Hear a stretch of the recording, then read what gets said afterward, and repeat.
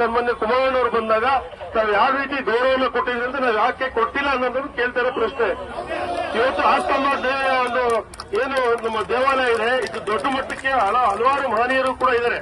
ಅದರಲ್ಲಿ ಕೊಡುಗೆ, ಅದರಲ್ಲಿ ಸನ್ಮಾನ್ಯ ಕುಮಾರಣ್ಣವರು ಕೂಡ ಮುಖ್ಯ ಒಂದು ಕಾರಣಕರ್ತರು. ಯಾಕೆಂದ್ರೆ ದೇವಸ್ಥಾನ ಏನೂ ಇರಲಿಲ್ಲ, ಇವತ್ತೊಂದು ದೊಡ್ಡ ಮಟ್ಟದ ದೇವಸ್ಥಾನ ಗೋಪುರ ಆಗಿದೆ ಅಂದ್ರೆ ಸನ್ಮಾನ್ಯ ಕುಮಾರಣ್ಣವರು ಮುಖ್ಯಮಂತ್ರಿ ಸಂದರ್ಭದಲ್ಲಿ ಬಿಜೆಪಿ ಮತ್ತು ಜೆಡಿಎಸ್ ಒಂದು ಸಮ್ಮಿಶ್ರ ಸರ್ಕಾರದ ಸಂದರ್ಭದಲ್ಲಿ ಸನ್ಮಾನ್ಯ ಕುಮಾರಣ್ಣವರು 2 ಕೋಟಿ ರೂಪಾಯಿಯನ್ನು ಕೊಟ್ಟು ದೇವಸ್ಥಾನವನ್ನ ಜೀರ್ಣೋದ್ಧಾರಕ್ಕೆ ಆಗಲಿಕ್ಕೆ ಕಾರಣಕರ್ತರು ಸನ್ಮಾನ್ಯ ಕುಮಾರಣ್ಣವರು.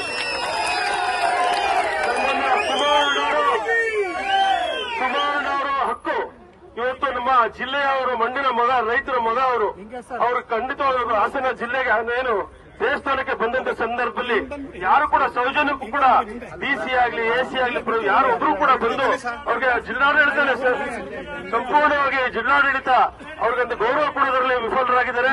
ನಾನ್ ಕೇಳ್ತಾ ಇರೋಂಥದ್ದು ಒಂದೇ, ಇವತ್ತು ಏನು ಧರ್ಮದರ್ಶನ ಆಗಿರ್ಬೋದು ಬಹಳ ಸುಸೂತ್ರವಾಗಿ ಬಹಳ ಚೆನ್ನಾಗಿ ನಡೀತಾ ಇದೆ. ಅದ್ರ ಬಗ್ಗೆ ಯಾರು ಕೂಡ ಮಾತಾಡ್ತಾ ಇಲ್ಲ.